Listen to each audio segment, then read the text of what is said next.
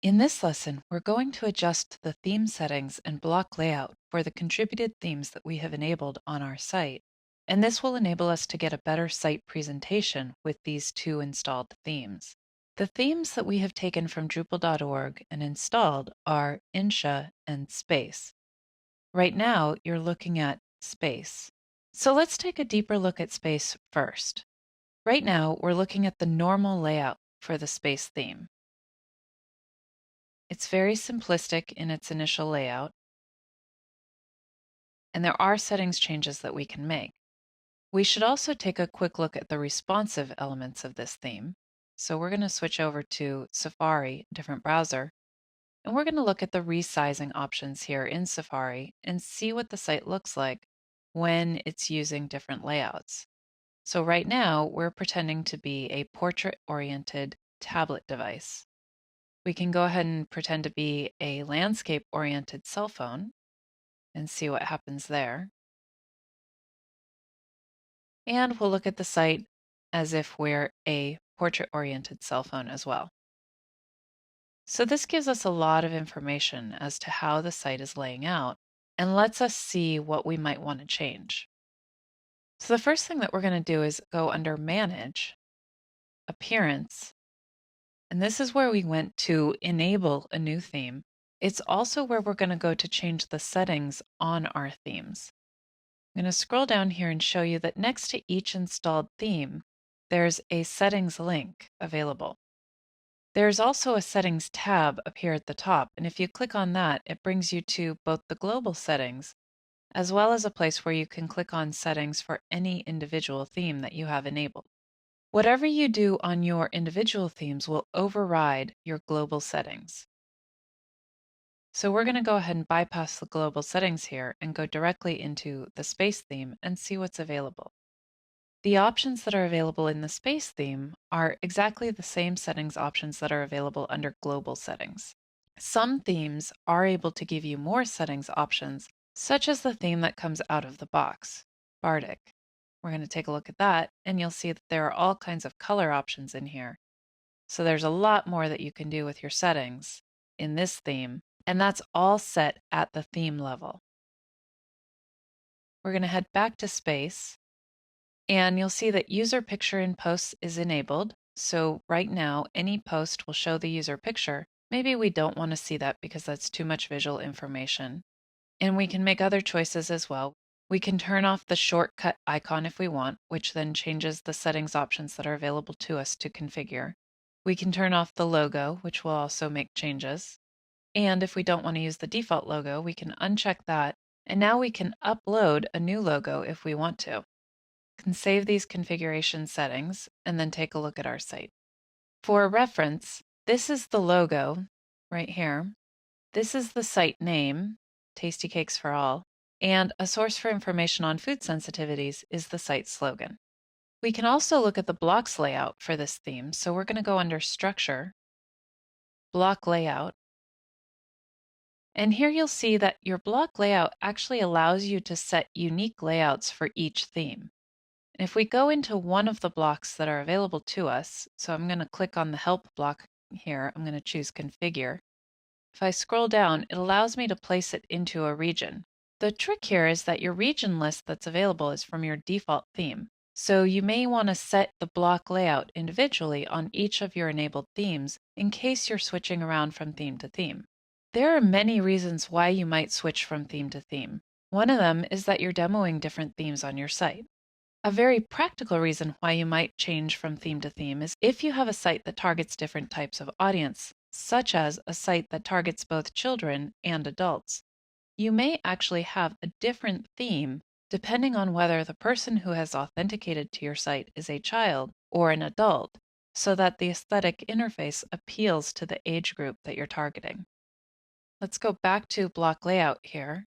And for space, we're going to go ahead and see where all of these blocks are landing and decide if the region that they're in makes sense. Remember that you can always demonstrate the regions by clicking on Demonstrate Block Regions, and then it will demonstrate the regions for the theme that you're on. Right now, we're seeing a bug right here. It's saying Demonstrate Block Regions for Bardic, but we're actually in the space theme. So this isn't helpful at this moment because of the Drupal 8 beta that we're in. I'm going to click on space. And by the time you're using Drupal 8, this will probably give you the correct block region demonstration.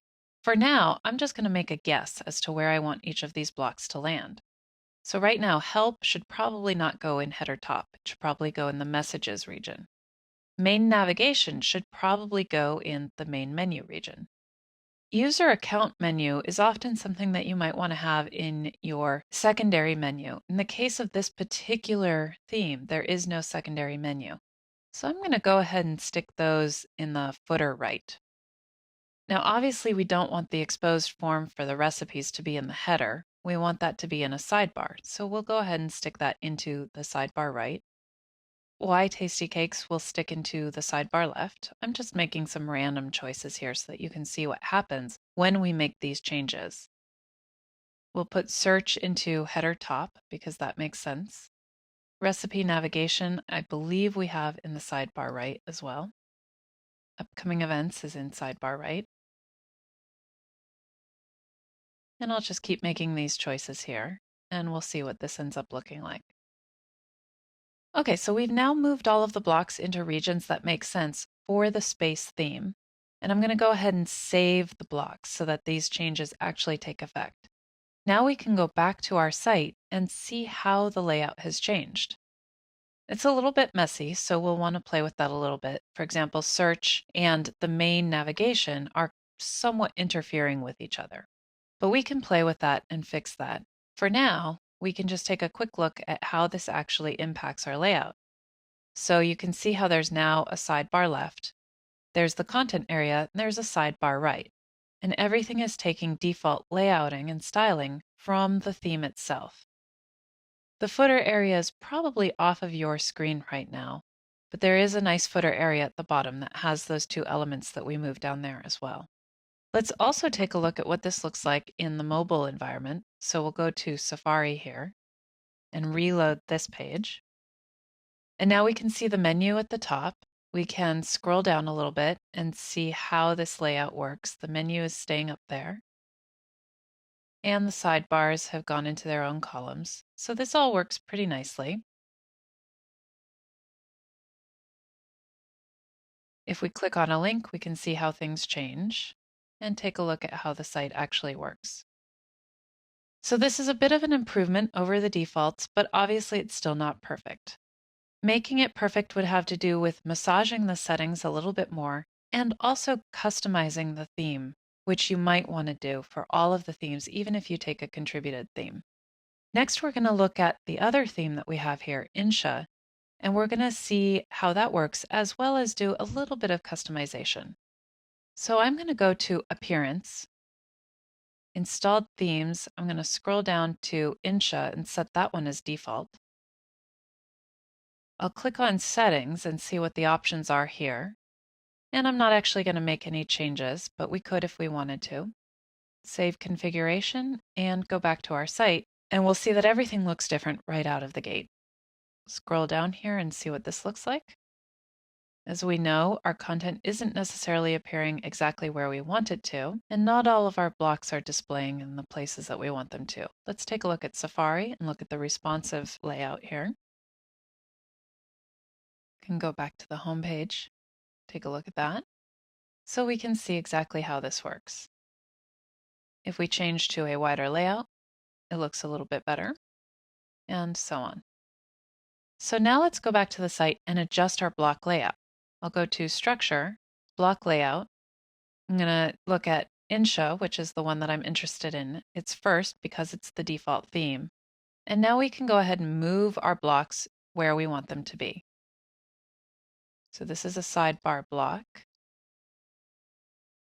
We'll keep search in the header.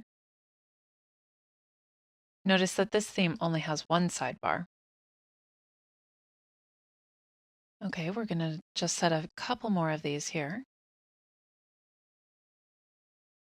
And everything else looks pretty much where I would place it. Let's just make sure that there's no breadcrumbs region already set up, and there isn't. So that works pretty well. You know what, I'm actually going to move some of these elements that we have in our sidebar into the 4 columns in the footer. So external resources, I'll move to the footer. Recipe navigation, I'll move to the second column in the footer. Tools, maybe I'll move to the third column. And food quote of the day, I'll move to the fourth column. This will make it just a little bit nicer in our layout. We'll be using the full spectrum of the theme. Scroll down here and save these blocks. And now let's go back to the site and take a look. Okay, so this layout probably makes a lot more sense than the initial layout that we were looking at. And if I go over to the mobile environment, take a look here, we do see some dramatic changes. And things just make a little bit more sense. They work more effectively for what we're trying to do. At this point, however, we may want to make a customization to this contributed theme because perhaps we don't want the white and gray color scheme. Perhaps that's a little bit too muted for us. So if we want to make some changes, we're going to need to actually edit the theme files themselves. Let me remind you that editing contrib themes and modules is not best practice. Best practice would be to make a subtheme or to patch a module. And those are more advanced topics that are well documented on Drupal.org and not part of this particular course. In the next lesson, we are going to make some changes to this contributed theme so that you can see how the file structure works and where you would make those customizations.